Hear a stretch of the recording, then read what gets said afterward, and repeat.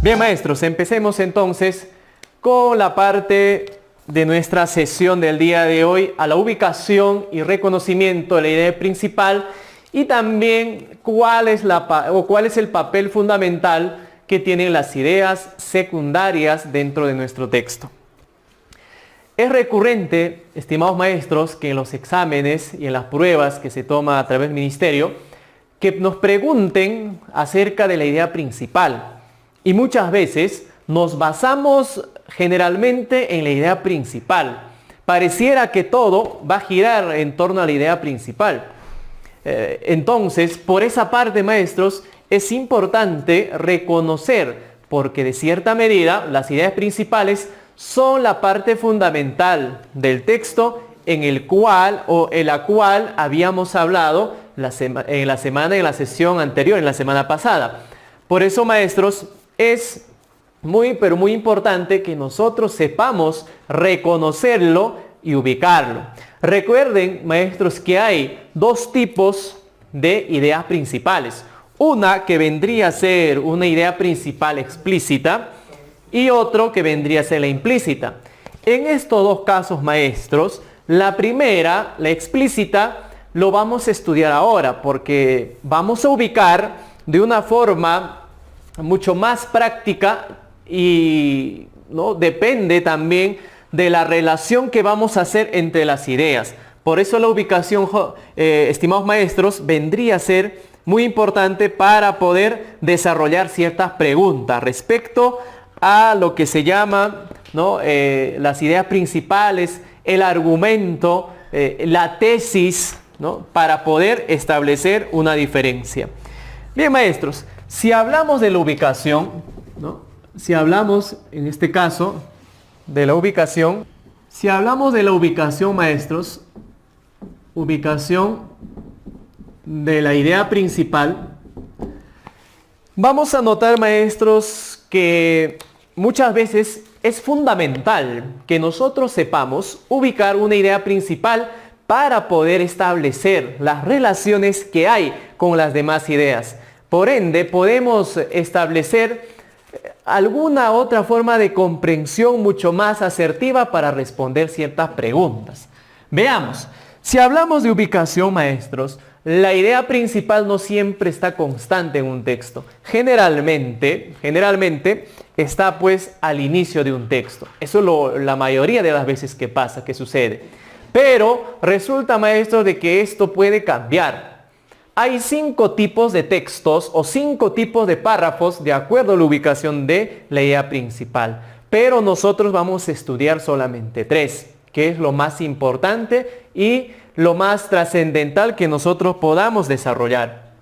Entonces, hablemos cuando la idea principal se encuentra al inicio del texto. Es decir, vamos a hablar, si es que encontramos un texto de ese tipo, vamos a notar, maestros, de que estamos hablando de un tipo de párrafo llamado texto analizante, analizante, o también conocido como deductivo, deductivo. ¿Por qué se nombra o por qué llamamos analizante o deductivo, maestros? Es por el simple hecho de que la idea principal, en este caso, la idea principal se encuentra ubicada al inicio del texto. Se encuentra al inicio. Esto nos hace pensar, maestros, de que nosotros debemos establecer, maestros, la relación de las ideas que existen en torno a esta idea principal. Es decir, si nosotros ubicamos al inicio, significa, maestros, de que el autor del texto plantea una idea principal al inicio con la finalidad de que nos pueda explicar, con la finalidad de que nos pueda ampliar o poner ejemplos, puede ser conclusiones representantes en las demás ideas que siguen. Es decir, la idea principal, maestros, hace que las demás ideas sean parte, ¿no? En este caso, esta idea, por ejemplo, puede ser una explicación, pero de la idea principal. Esta otra puede ser un ejemplo. Esta otra puede ser una proyección. Puede ser una consecuencia, un efecto, una investigación, pero acerca de la idea principal. Bien, maestros, para ver este caso, vamos a analizar en este fragmento del texto número 1, en cómo o en qué circunstancia lo vamos a hallar, ¿no? En el texto número 1, lo vamos a hallar la idea principal. Bien, ahí tenemos, maestros, en este caso, tenemos la parte de la idea principal. Bien, dice el texto número 1. Nada hace tan estimable a un príncipe como las grandes empresas y el ejemplo de raras virtudes. Una idea. Hasta el punto es una idea. Prueba de ello es Fernando de Aragón, actual rey de España, a quien casi puede llamársele príncipe nuevo, pues de rey sin importancia se ha convertido en el primer monarca de la cristiandad. Sus obras. Hasta ahí viene otra idea. Ya van dos, ¿no? Hasta allí ya van dos ideas. Otra idea. Sus obras, como puede comprobarlo quien las examine, han sido todas grandes y algunas extraordinarias. Perfecto. Otra idea. En los comienzos de su reinado tomó por asalto a Granada, punto de partida de sus posteriores conquistas. Bien, maestros, este es un pequeño fragmento de la obra, ¿no?, del Príncipe de Maquiavelo. Pregunto, maestros, cuando nosotros hablamos de comprensión, estamos hablando, maestro, de que debemos, sí o sí, interactuar con las ideas que de este texto. Si nosotros no interactuamos, si nosotros no tratamos de interpretar lo que dice cada una de las ideas, y más aún, no relacionamos cada una de estas ideas, en este caso que tenemos 1, 2, 3, hasta 4, 5 ideas, posiblemente, maestros, no podamos identificar una idea principal.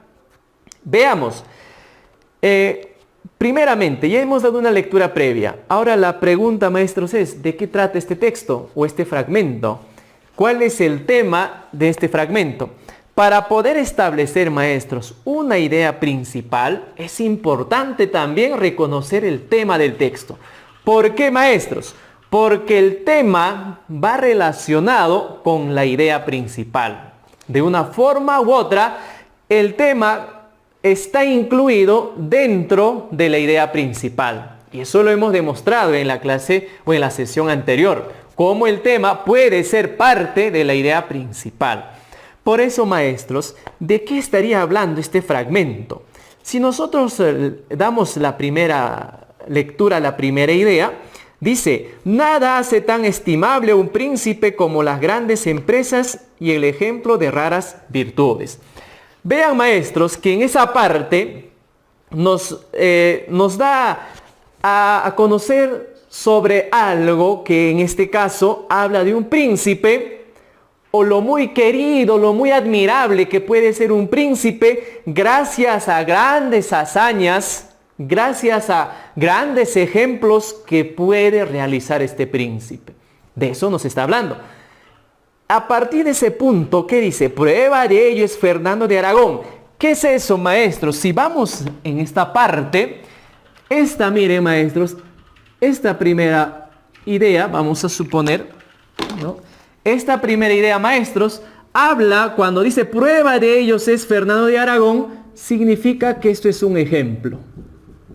¿Ejemplo de qué, maestros? Si nos preguntamos ejemplo de qué, ejemplo de la idea principal, en este caso, de que un príncipe es estimado mientras realice grandes hazañas o que tenga grandes virtudes, ¿no? Por eso.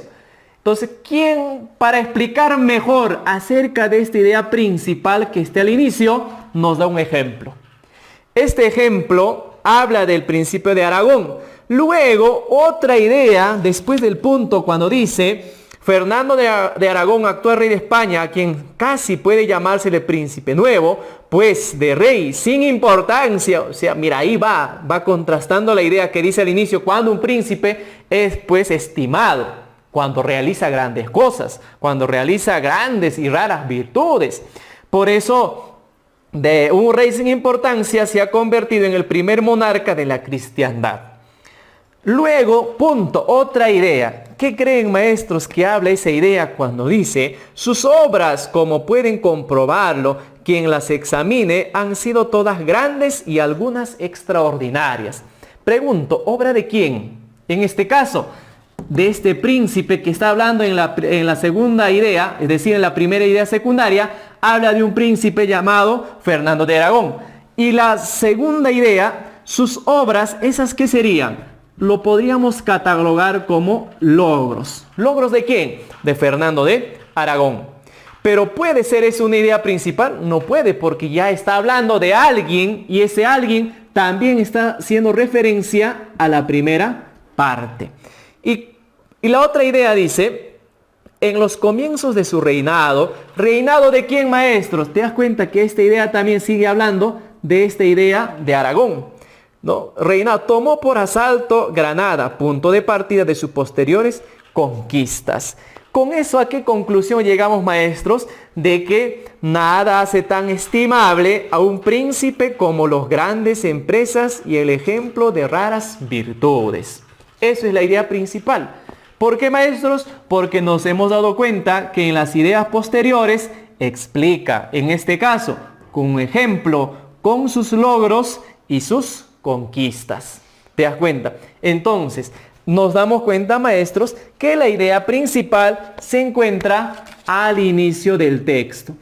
Y ahora, para aclarar, toda idea principal, estimados maestros, es una idea genérica, es una idea amplia, del cual se tiene que, en otras palabras, se tiene que, tratar de que nosotros podamos explicarla o podamos tener un ejemplo las demás ideas. Por eso, maestros, en este caso, la parte que vamos a subrayar en sus textos vendría a ser la primera parte hasta, ¿no? Hasta el punto. De ahí ya podemos relacionar, de acuerdo a la pregunta que se nos puede plantear, ¿no? La idea principal en este caso. Bien, la idea principal, maestro, lo repito, vendría a ser: nada hace tan estimable a un príncipe como las grandes empresas y el ejemplo de raras virtudes. Y si nos preguntamos un por qué, lo vamos a encontrar en las demás ideas, en este caso a base de ejemplos. Bien, maestro, eso es la primera parte, ¿no? Cuando hablamos de la ubicación de la idea principal. Ahora vamos a pasar a otro tipo de ubicación. A ver, si hablamos solamente, dice, si hablamos solamente del inicio, en este caso estaríamos hablando de otro tipo. Inicio analizante o deductivo. Eso no nos van a preguntar, pero nosotros debemos conocer cómo se les llama. ¿Y por qué se le llama deductivo? Porque a partir de una idea principal genérica, deduce a las ideas particulares. La segunda parte vamos a ver cuando hablamos de las ideas o del texto de tipo sintetizante, ¿no? En este caso, del texto sintetizante, guión analizante.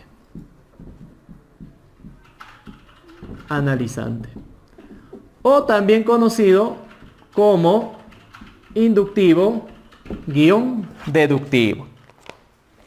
Cuando hablemos de esta parte de los textos, vamos a encontrar, maestros, otro tipo de ubicación. Bien, maestros, sin antes mencionar, para poder dar un saludo para la profesora Berta, que está conectándose con nosotros. Muy bien, bienvenido, profesora.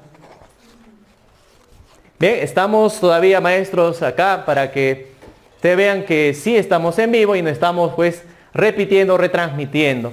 Saludos, maestra Berta, y que espero de que sea la clase amena y comprensible. Bien, continuamos, estimados maestros. Veamos, si hablamos sintetizante, analizante, miren que hace un momento hemos desarrollado la parte analizante. Significa que la idea principal estaba al inicio. Sin embargo, cuando hablamos de sintetizante, analizante, vamos a ubicar, ¿no?, la idea principal. Vamos a ubicar la idea principal al centro del texto o del párrafo, al centro del párrafo. Esto comprueba, maestros, de que primeramente vamos a utilizar la inducción. Significa de que al utilizar la inducción, significa de que primero nos van a dar una idea secundaria. Puede ser en este caso una introducción, puede ser una parte para que nosotros podamos ingresar en una idea principal. Luego, de manera, ¿no?, general, nos va a introducir a la idea principal. Luego el siguiente plano, ¿no?, va a ser otra vez la deducción. Aplicamos la deducción, es decir, puede seguir explicando, puede seguir ampliando sobre la idea principal que se ha planteado en el centro de nuestro párrafo o de nuestro texto. Por eso, maestros, en este caso se presenta en esta primera parte y hay otro segundo plano. En este primer plano está la inducción. Aplicamos la inducción. Y en este segundo plano aplicamos la deducción. Son dos planos. El primer plano de la inducción viene de ideas particulares, de ideas más específicas, por ejemplo, una introducción, por ejemplo, una explicación o un ejemplo para luego insertarnos a la idea principal. Posteriormente, dado la idea principal, realizamos deducciones a partir de una explicación, a partir de una ampliación de un representante, puede ser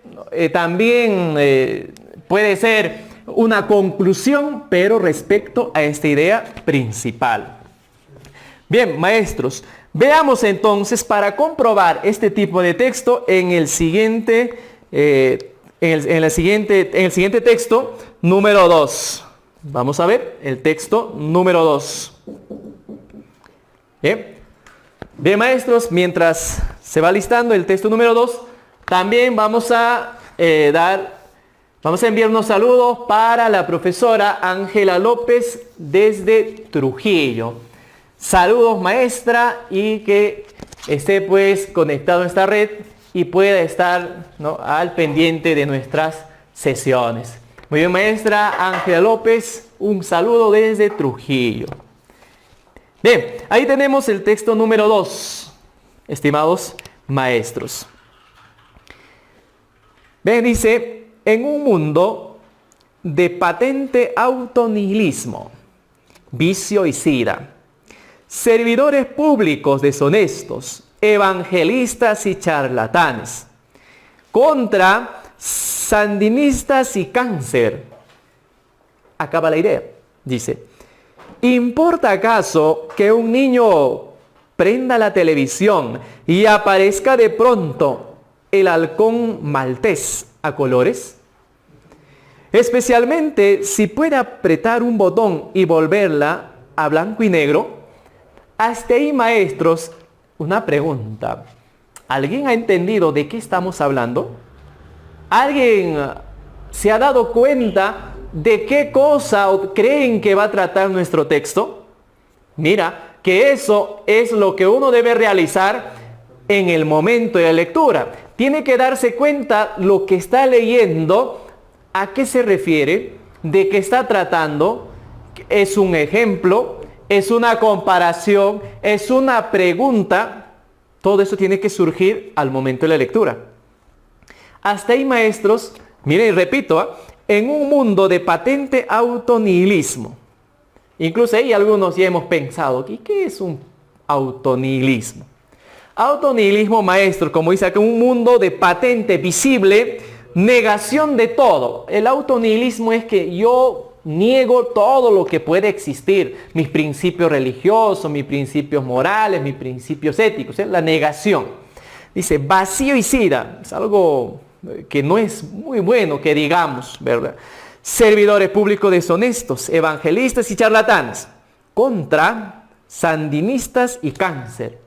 Sandinistas son un grupo de personas, podríamos llamarlo, que siguen una idea revolucionaria, ¿no? En este caso de Sandio. Entonces, hace como un llamado de que tanto malo y otro que es otro malo, ¿no? Nos dice, por eso en un mundo de patente autonihilismo, vacío y sida, servidores públicos deshonestos, evangelistas y charlatanes, contra sandinistas y cáncer, que es lo mismo. ¿Importa acaso que un niño prenda la televisión y aparezca de pronto el halcón maltés a colores? Ahí va el primer aspecto fundamental, maestro, de conocer ciertas cosas ya por saberes previos. Si ustedes notan, maestro, dice que un niño prende la televisión y aparezca de pronto el halcón maltés a colores. La pregunta es, ¿qué cosa es el halcón maltés? Y que aparezca en colores cuando uno prenda la televisión. Recuerden, maestros, que el halcón maltés ha sido una película que fue grabada en blanco y negro. Es decir, fue el inicio de los cines en blanco y negro. Por eso es importante, dice, ¿importa acaso que un niño prenda la televisión y aparezca de pronto el halcón maltés a colores? La introducción. Especialmente si se puede apretar un botón y volverla a blanco y negro. O sea, si apareciera eso. Y también uno podría, dice, apretar un botón y no quiero ver en blanco y negro, sino quiero ver a colores. También hace la pregunta. Ahora dice, responde, creo que sí importa. Y que las ramificaciones de lo que se llama coloración no son dignas de contemplación. Pregunto, estimados maestros, ¿a qué creen que se refiere cuando dice que las ramificaciones de lo que se llama coloración no son dignas de contemplación? Y para entender, mire maestros, a partir de esa idea, para entender, dice, en pocas palabras, los dueños de miles de películas en blanco y negro creen que tendrían más público para el cine y consecuentemente más dinero si los renuevan el color. Como poseen computadoras que pueden modificar piezas maestras y agregarles color, es un verdadero problema para cualquiera al que le importe esas películas y tenga sentimientos acerca de nuestra propia imagen como cultura. Entonces, maestros, texto número 2. Entonces, cuando hablamos de este texto, maestros, se dan cuenta de que es un texto complejo, es un fragmento complejo. Y lo que nosotros seguramente se pregunta, ¿y por qué analizamos solamente fragmentos? Estimados maestros, estamos analizando fragmentos con la finalidad de que nosotros posteriormente, en las prácticas más intensivas que vamos a tener, nuestro trabajo va a consistir en análisis de fragmento por fragmento, párrafo por párrafo, los textos que nos da el ministerio. Por eso, maestros, es importante que nosotros primeramente analicemos fragmentos y sepamos reconocer cómo está compuesto aquel fragmento. Recuerden, maestros, que los textos que están en párrafos tienen ideas principales en cada párrafo, ya sean de forma explícita o ya sean de forma implícita. Por eso es importante reconocer, maestros, ¿no? Los ideas principales dentro de los párrafos. Bien, maestros, si aquí hemos hablado de que en la parte central debería de ubicarse la idea principal, en este texto número 2, ¿qué parte central creen que es la idea principal? Que yo ya les he dicho, que está en el centro, pero ¿qué parte? Y dice, creo que sí importa y que las ramificaciones de lo que se llama coloración no son dignas de contemplación. Pregunto, ¿a qué cosa no puede ser digna de contemplación si le ponemos color? ¿De qué estamos hablando? ¿Qué era el halcón maltés? Vendría a ser la película o el cine que antes era en blanco y negro. Estaríamos hablando de ello porque dice que las ramificaciones de lo que se llama coloración no son dignas de contemplación. Eso es su tesis del autor. Es decir, si uno lo transforma lo que era en su momento a blanco y negro y era lo máximo, y ahora que ha pasado los años y le ponemos color, dice que no es muy bueno. Tampoco dice que no son dignas de verlas porque no está en su forma original. Y va a sustentar esta idea de que no es digna de contemplar por la siguiente razón. Dice, en pocas palabras, los dueños de miles de películas en blanco y negro creen que tendrían más público para el cine. ¿Y por qué creen ellos que podrían tener más público? Porque dice en primera parte, ¿importa acaso que un niño prenda la televisión y aparezca de pronto el halcón maltés a colores? ¿Quién es el que mira televisión la mayor parte del tiempo? Son los niños. Y los niños no están acostumbrados a ver películas en blanco y negro. Ellos ya no. Pero las personas que han visto, que han vivido y que tienen una experiencia diferente de aquello, para ellos es diferente. Por eso dice acá que los dueños de los miles de películas en blanco y negro creen que tendrían más público para el cine, o sea, los niños. Y consecuentemente más dinero. Es decir, ellos no están pensando en las personas que contemplan esos videos, sino están pensando en la ganancia que pueden generar al transformarlo de la película en blanco y negro a colores. ¿No? A eso se refiere. ¿Qué más? Como poseen computadoras que pueden modificar piezas maestras y agregarles color, es un verdadero problema para cualquiera al que le importe esas películas. Es decir, la tecnología ahora es pues al alcance, ¿no?, de las películas, hacen maravillas. Y que al quien lo va a arreglar, al quien le va a poner color a esas películas o a esas grabaciones, ese cine que era de blanco y negro, obviamente que no tiene tal vez mucho conocimiento en la grabación, en el filme, en el contenido, etcétera, lo va a poner el color como si nada importara. Pero ¿a quién sí le va a importar eso?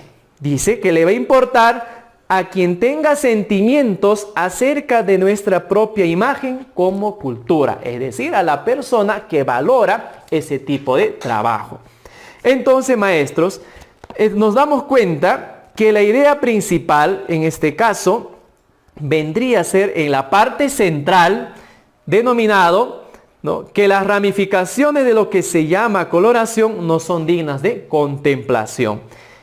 Bien, maestros, y si hablamos del tema, ¿de qué trata este fragmento? Podíamos haber deducido por ciertos aspectos, como por ejemplo, de dónde se sacó este fragmento, dice de la revista New York Times, la coloración de las películas. A partir de ahí uno puede deducir de ese título el tema. Pregunto, maestros, ¿de qué está hablando nuestro texto número 2? ¿De qué está hablando? Estaría hablando sobre la coloración de las películas de blanco y negro. Eso sería nuestro tema, ¿no? Entonces, está hablando de la coloración, ¿no?, que se le puede dar a las películas. En este caso, la coloración de las películas de blanco y negro. ¿Y qué tipo de texto, de acuerdo a su ubicación, ¿no?, de la idea principal, vendría a ser un texto de tipo sintetizante analizante? ¿Por qué? Porque primero nos introduce con un pequeño ejemplo y una comparación para luego mencionarnos la idea principal y luego dar respaldo con las demás ideas secundarias de lo que ha manifestado el autor. Bien, maestros, pasemos ahora al siguiente tipo de texto. Vamos a ver los textos, en este caso, el tercer tipo de texto vendría a ser un texto. Ahí está, tenemos el tercer tipo llamado un texto sintetizante. Un texto sintetizante. O también conocido como inductivo. Bien, de acuerdo a esto, maestros, vendría a ser al contrario del analizante. Es decir, la idea principal se encuentra en este caso, la idea principal al final del párrafo. ¿Y cómo más o menos viene el esquema? Es que generalmente empieza con una inducción. Es decir, vamos a partir de ideas secundarias particulares, ¿no? Como pueden ser ejemplos, como pueden ser ampliaciones o explicación, para luego, recién a manera de conclusión, nos pueda brindar la idea principal. Y esto viene a forma de conclusión. Esto, ¿no?, en forma de conclusión. En forma de conclusión. Es decir, va a utilizar generalmente conectores de conclusión. Por ejemplo, puede decir, por lo dicho, por lo mencionado, ¿no?, por consiguiente, y lanza la idea principal al final. Y que estas demás ideas vendrían a ser aquellas que alistan el campo, ¿no?, como por ejemplo en la guerra, ¿no?, uno va alistando las estrategias y al final viene el ataque, la parte principal. Es lo mismo. Estas ideas secundarias son las que alistan el campo para que se pueda lanzar la idea principal. Veamos el texto número 3. En este caso, vamos a ver el texto número 3, que también es un pequeño fragmento que vamos a utilizar. Bien, veamos el texto número 3. Bien, ahí también tenemos, maestros, otro saludo para la maestra Pilar. Bien, ahí también conectada, ¿no?, a nuestra sesión del día de hoy. Bien, maestros, tenemos el texto número 3. Si nos dice que está al final, seguramente muchos de nosotros ya estamos observando la parte final de nuestro texto y tratando de decir, esta debe ser seguramente la idea principal, ¿no? Pero veamos de qué forma se va desarrollando y cómo es la forma en que las ideas secundarias participan para ello. Veamos, dice, el hogar en Rusia ya no lo integran los padres y los hijos, sino los trabajadores. Punto, una idea. Y uno se va preguntando, ¿y cómo es que ya no hay una familia, ¿no?, que normalmente está padre, hijo, los hermanos y todo, sino los trabajadores? ¿Qué más? Punto. Es el hogar de los hogares. Para ellos, mira, su concepción es que donde hay trabajo es un hogar, pero de lo mejor. Pero la nueva familia rusa no solamente ha dilatado y purificado sus valores sentimentales. Es decir, cuando hablamos de familia, ha expandido el término familia a abarcar otros aspectos más, en este caso, como el trabajo. Por eso dice, pero la nueva familia rusa no solamente ha dilatado, ¿verdad?, ha expandido y purificado sus valores sentimentales. Ella, dice, les ha dado a estos una base nueva en la historia, el trabajo. El amor inspirado y fundado en el trabajo. El parentesco del trabajo. Solo queda la familia antigua, el instinto de hermano en la producción. Esta es la gran fraternidad del trabajo. Pregunto, maestros, ¿cuál es la gran fraternidad del trabajo? ¿Por qué en Rusia se llama o se dice que la gran fraternidad o felicidad o la unión es el trabajo? ¿Por qué? Porque primero nos explica que ya no hay familia de padres y los hijos, sino, primera explicación, que la familia consiste también con los trabajadores. Es mi familia. Si yo tengo una empresa allá, mis trabajadores son mi familia. Yo soy la familia, ellos son mi familia, la empresa es la familia. Por eso dice, es el hogar de los hogares. No puede haber mejor hogar que el trabajo donde uno se encuentra. ¿Te das cuenta? En otros términos nos está informando de que lo primordial que puede existir en una sociedad, ¿cuál es? El trabajo. Dice, por ahí nos explica, ¿no? Pero la nueva familia rusa no solamente ha dilatado y purificado sus valores sentimentales, ¿no? Ella les ha dado a estos una base nueva en la historia, el trabajo. El amor y fundado del trabajo, el parentesco del trabajo. Solo queda la familia antigua, el instinto de hermano en la producción. Todo está en base al trabajo. Por eso, todo ello resumido en forma de conclusión, maestros, dice, esta es la gran fraternidad del trabajo. ¿Cuál es la gran fraternidad? Que todos estén dentro de una empresa o dentro del trabajo. Entonces, maestros, si hablamos de este fragmento, ¿de qué trata este pequeño fragmento? ¿Cuál es el tema de este fragmento? ¿De qué está hablando? La relación, ¿verdad? ¿La relación de qué? Del trabajo y la familia. Entonces el tema vendría a ser el trabajo y la familia en Rusia. Bien, la idea principal, maestros, vendría a ser sintetizante. ¿Por qué? Porque está sintetizando, está induciendo hacia la idea principal. Bien, maestros, esas son las tres formas para la ubicación de la idea principal. En las sesiones posteriores vamos a ver, maestros, cómo estas de acá se pueden identificar de manera más sencilla, siempre en cuando ustedes sepan también diferenciar las ideas secundarias, los ejemplos, las ampliaciones, los representantes, los que sacan conclusiones, etc.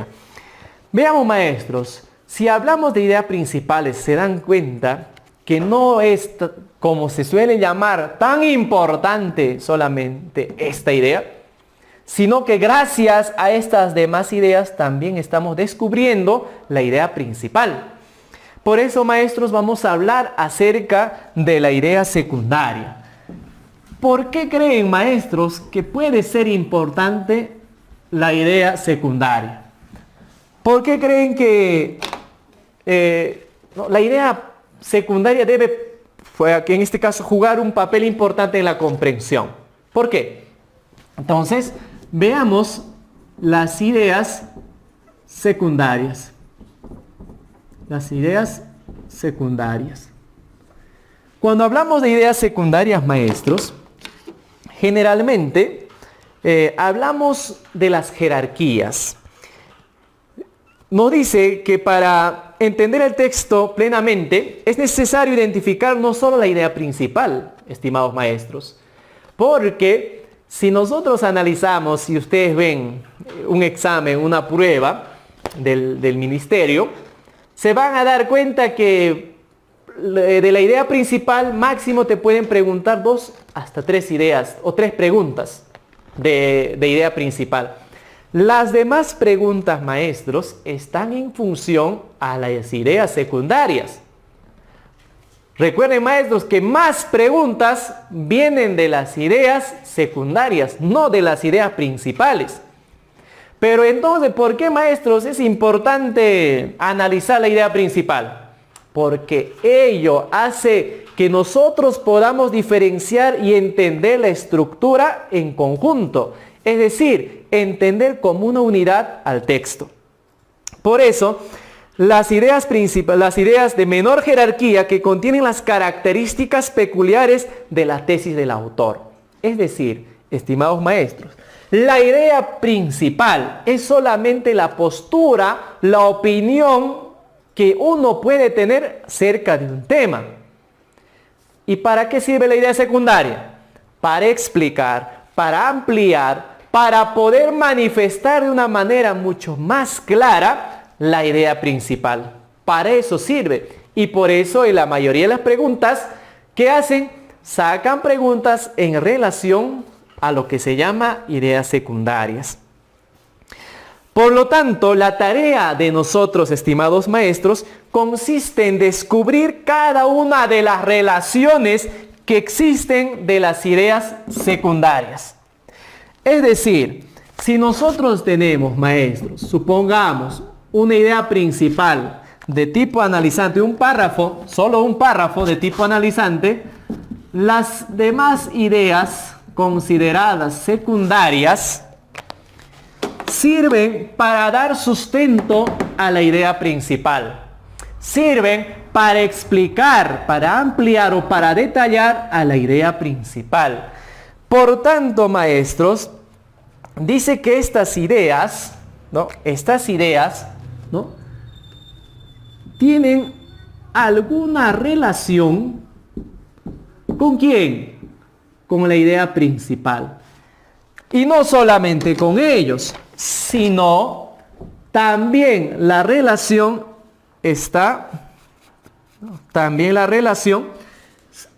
se encuentra entre ellos. ¿Cómo se relacionan cada una de estas ideas? Y de acuerdo a la relación que hay, también, maestros, las preguntas. De acuerdo. Entonces, veamos un tipo de relación que se da llamado la fundamentación. La fundamentación.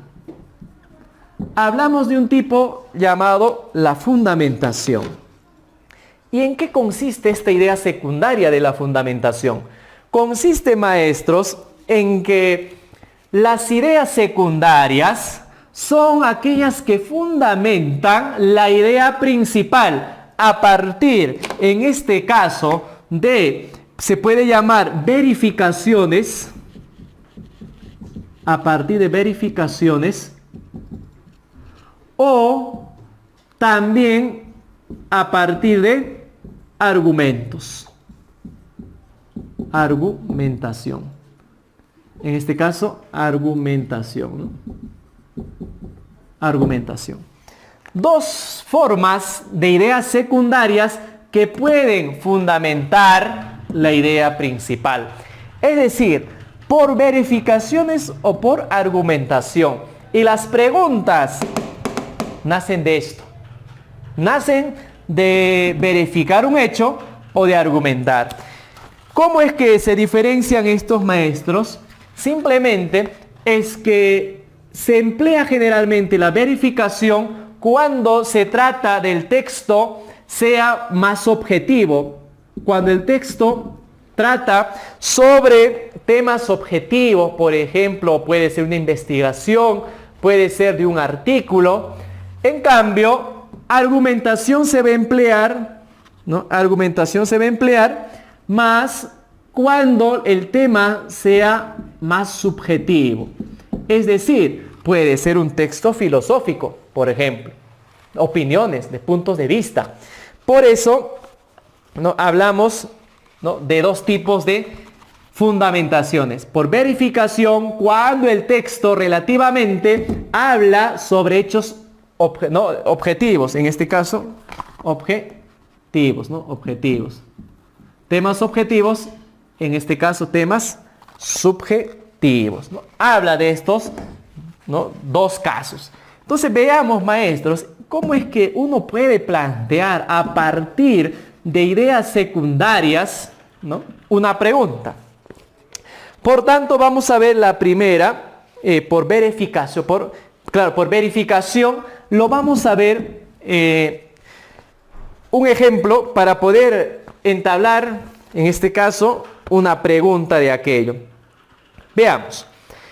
El texto número 4. Vamos a plantear el texto número 4. Bien, maestros, seguramente ustedes ya tienen a la mano el texto número 4. Ese primer texto, maestros, el número 4, vamos a ver por la fundamentación, pero de tipo verificación. O sea, vamos a verificar las ideas secundarias a fin de poder relacionar con la idea principal. Entonces veamos. Dice, texto número 4.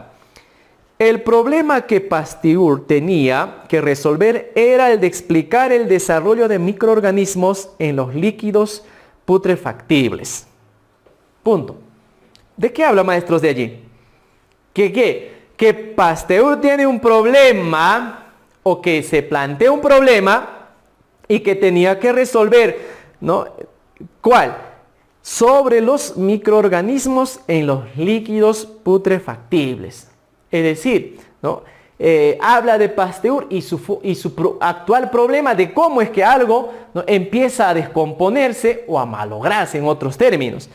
Este sabio francés, dice, extremaba su crítica a la teoría de la generación espontánea, formulando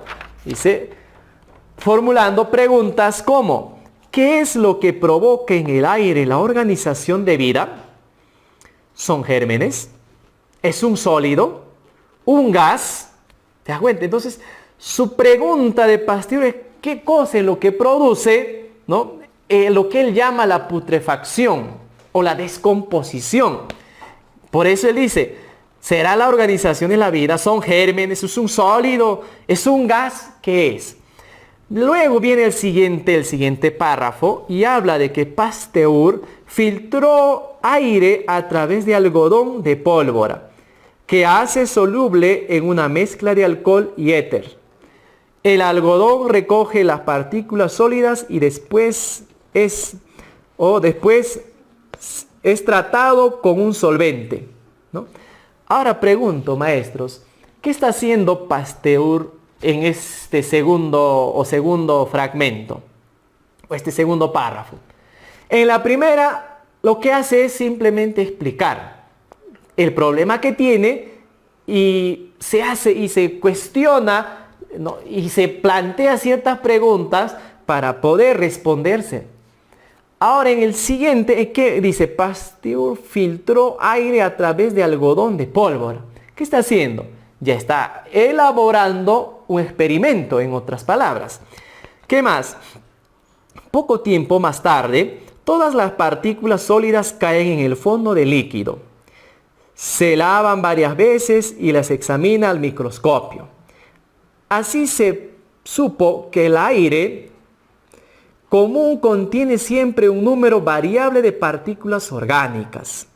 Pasteur realizó muchos otros experimentos con el aire y pudo contestar a la pregunta que guió sus investigaciones.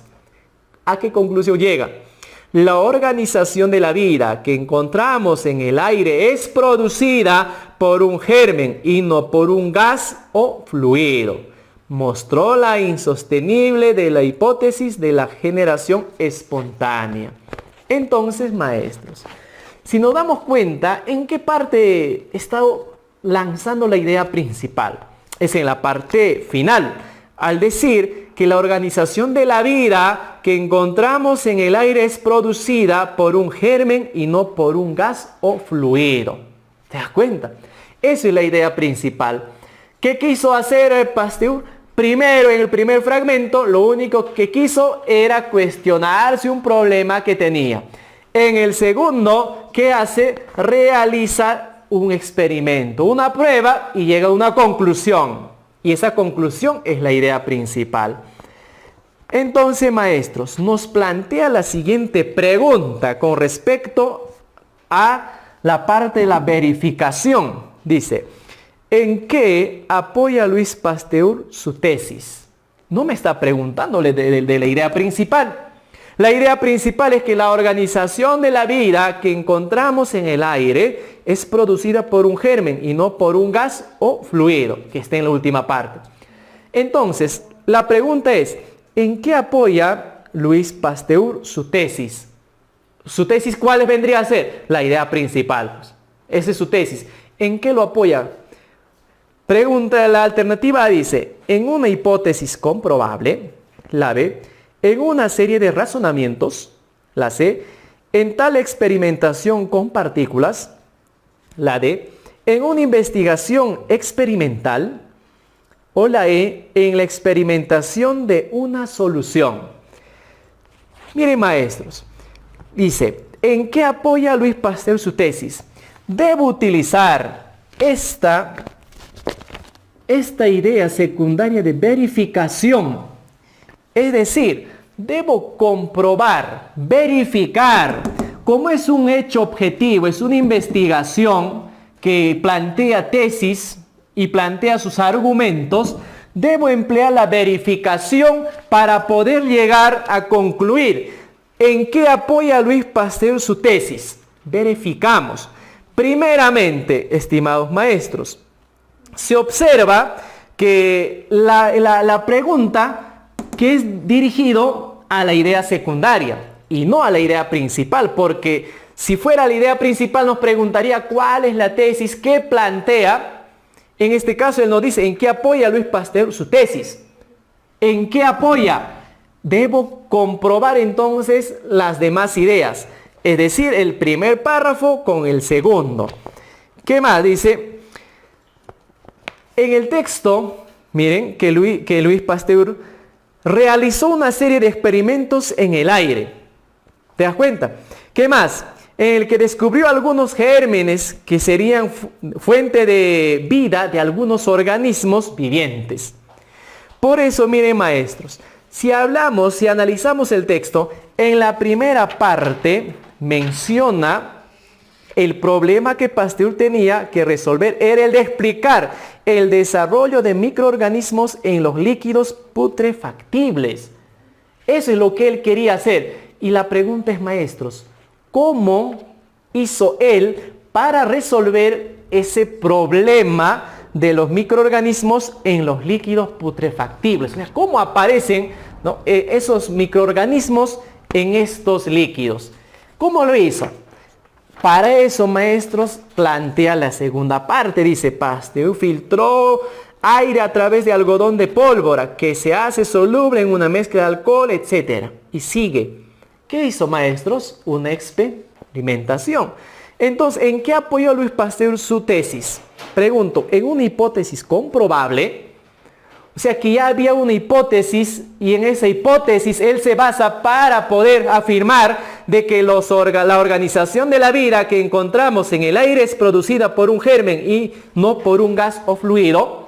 Se basa en una hipótesis que ya había estado. No hay ni siquiera una hipótesis. Dice que es en una hipótesis comprobable. Falso, maestro. No hay una hipótesis. La B. En una serie de razonamientos. Claro, pero esta serie de razonamientos no solamente están pensadas. En el texto no hay una serie de razonamientos, sino que hace, experimenta, agarra algodón, lo filtra, hace su prueba con el alcohol, el éter. ¿Qué más? Miren, ¿qué más dice? Poco tiempo más tarde, todas las partículas sólidas caen en el fondo del líquido. Se lavan varias veces, se las examina en el microscopio. Así se supo que el aire común contiene siempre un número variable de partículas orgánicas. ¿Qué ha hecho? Experimento, no ha razonado. Ha hecho un experimento. En la C, en tal experimentación con partículas, ¿pero qué partículas nos habla? Pero de manera genérica, la respuesta vendría a ser en una investigación experimental. Pregunta, dice, ¿en qué apoya Louis Pasteur su tesis? En una investigación experimental. ¿Y dónde se comprueba eso? En el mismo texto. La idea secundaria de que él haya hecho experimento con el algodón y las pólvoras y las partículas, eso es su experimento, eso es su experimentación. Entonces la respuesta es en una investigación experimental. Lo vamos a ver esto por verificación, porque verificamos que él ha hecho o ha planteado su tesis a través de la a través de la experimentación. En este caso, la alternativa D. Bien, tenemos el siguiente. Vendría a ser por argumentación. Para esto vamos a ver, estimados maestros, el texto número 5. En este caso, el texto número 5 nos va a hablar por argumentación. Cuando hablamos por argumentación, maestros, dice que generalmente son textos subjetivos, que necesitan que se le argumente, que necesitan ideas o argumentos que ayuden a rectificar o ayuden a verificar la tesis del autor. Veamos, maestros. En este caso, el texto número 5 nos habla lo siguiente. Actualmente, pocos son los que niegan en el Perú la existencia de una extremada concentración de la propiedad y de una cada vez más creciente pobreza. Eso es entendible, maestros. Esa oración es muy entendible. Nos dice que hay pocos los que niegan en el Perú la existencia ¿de qué? De la concentración de la propiedad y de una cada vez más creciente pobreza. Pocos. ¿O es que todos decimos, no hay pobreza, que todos estamos bien? Es visible, es patente ver que la pobreza y la propiedad que la individualización de la propiedad cada vez va más. Mientras unos menos, otros más. Esto, dice, se refleja en la precaria alimentación que nuestro pueblo consume diariamente, dice, en las viviendas pobres y tugurizadas que ocupan, en la ropa que viste, en los transportes que cotidianamente usa, en los servicios educativos y de salud que recibe y que hace uso. Pregunto, maestros, ¿por qué? No, la pregunta es ¿por qué? Que se dice que en el Perú hay más aumento de la pobreza. ¿Por qué cada vez hay más?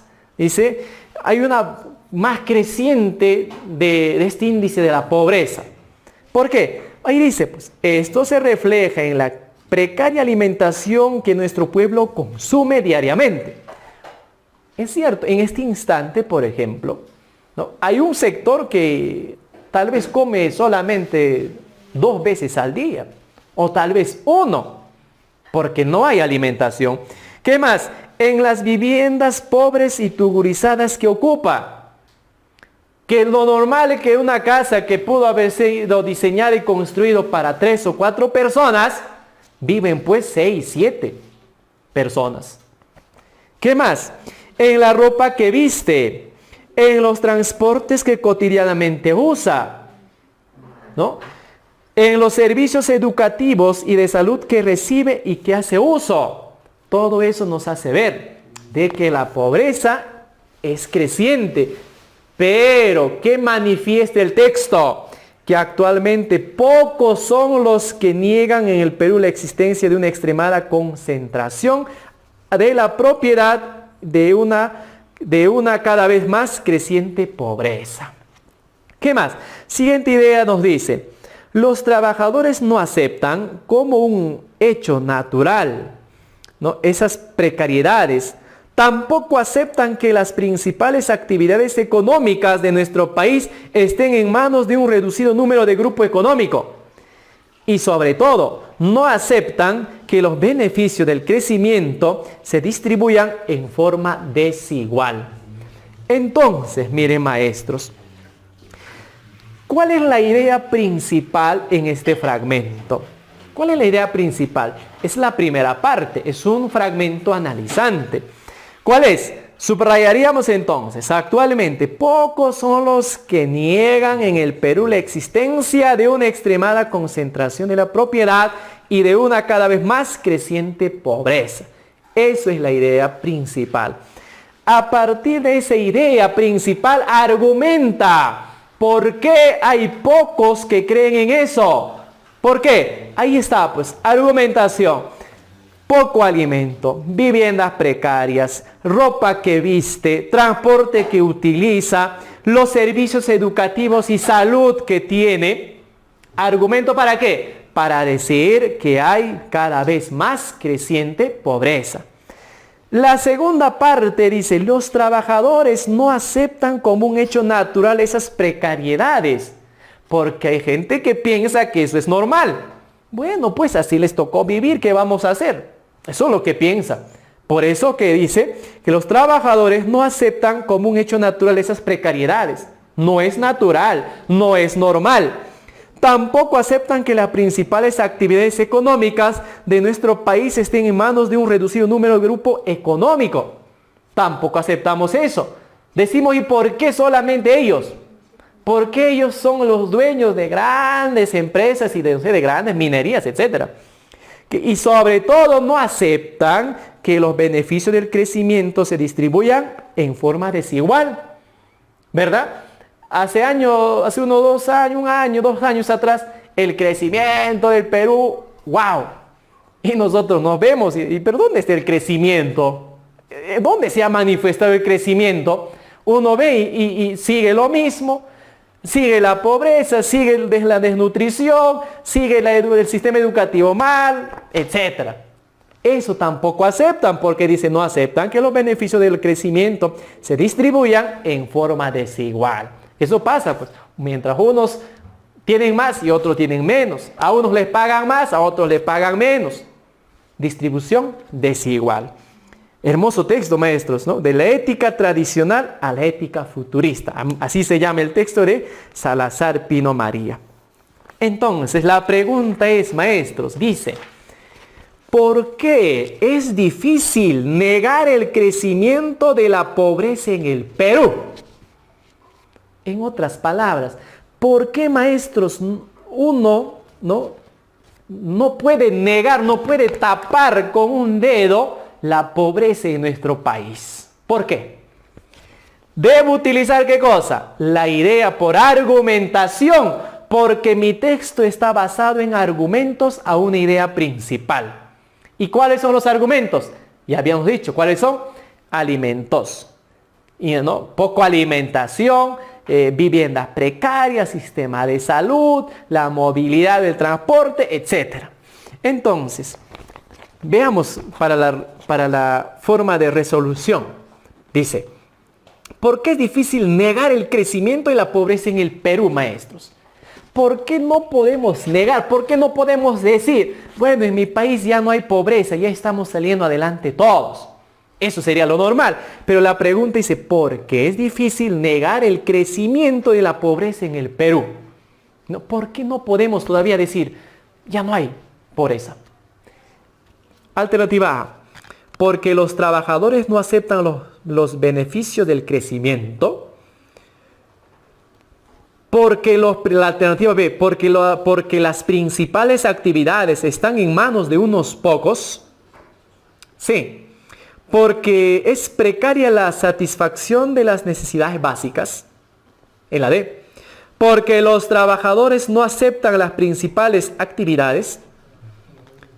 Alternativa E, porque los trabajadores no aceptaban la distribución de los beneficios. Por eso todavía no podemos afirmar que el Perú ya salió de la pobreza.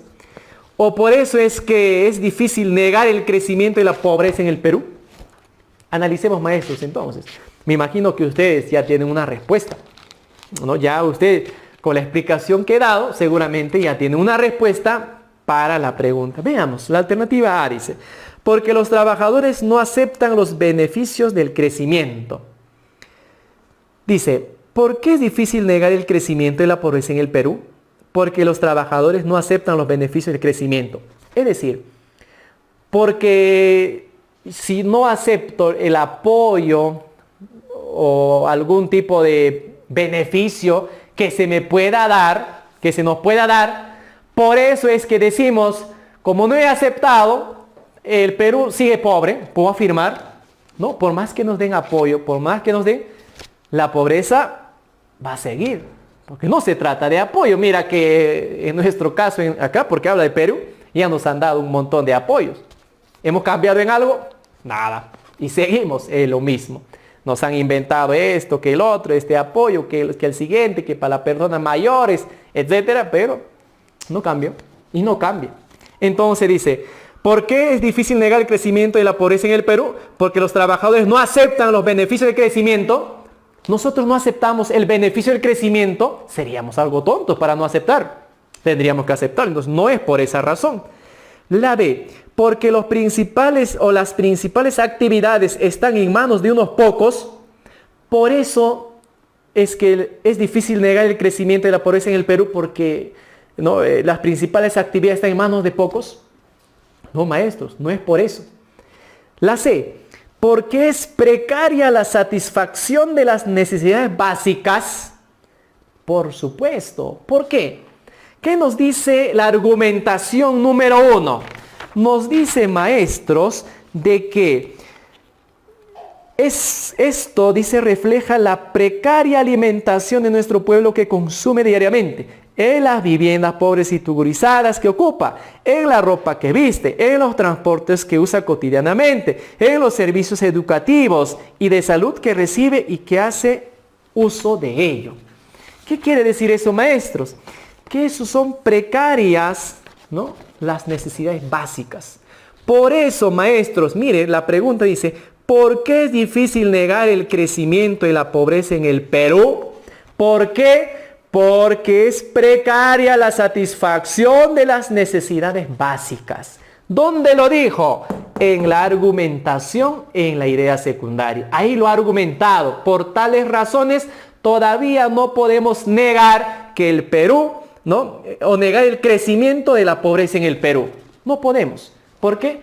Porque todavía comemos insuficiente, hay desigualdad, hay todavía que no tenemos viviendas, todavía que el sistema educativo está pésimo, el sistema de salud sigue pésimo. Por tanto, todavía no podemos, ¿no?, decir que ya hemos superado. Por eso, maestro, la respuesta vendría a ser, ¿por qué es difícil negar el crecimiento de la pobreza en el Perú?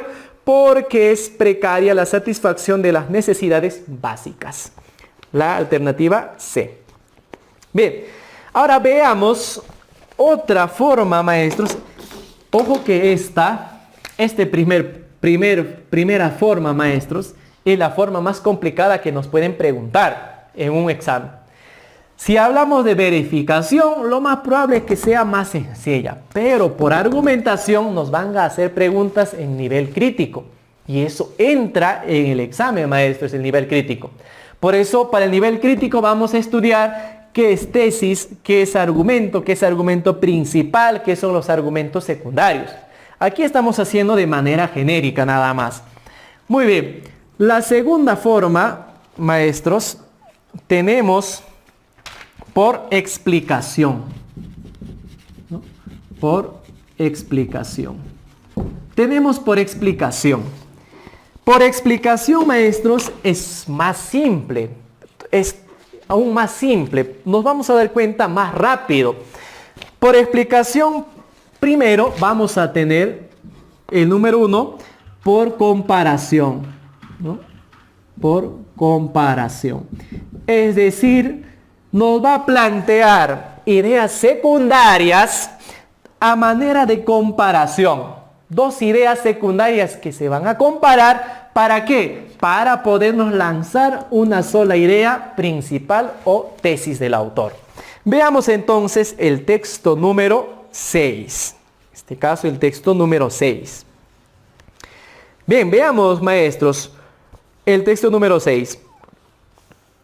Les doy una pequeña lectura. A ver, ustedes, un pequeño tiempo para poder leerlo y me dicen qué o quién está comparando y por qué. Y la pregunta es algo simple, miren que nos hace. ¿Qué criterio se consideró para la admisión de los jóvenes en una u otra institución? Nada más. ¿Qué criterio? Y eso lo vas a hallar comparando. A ver, maestros, vamos a ver. 2, 3 minutitos.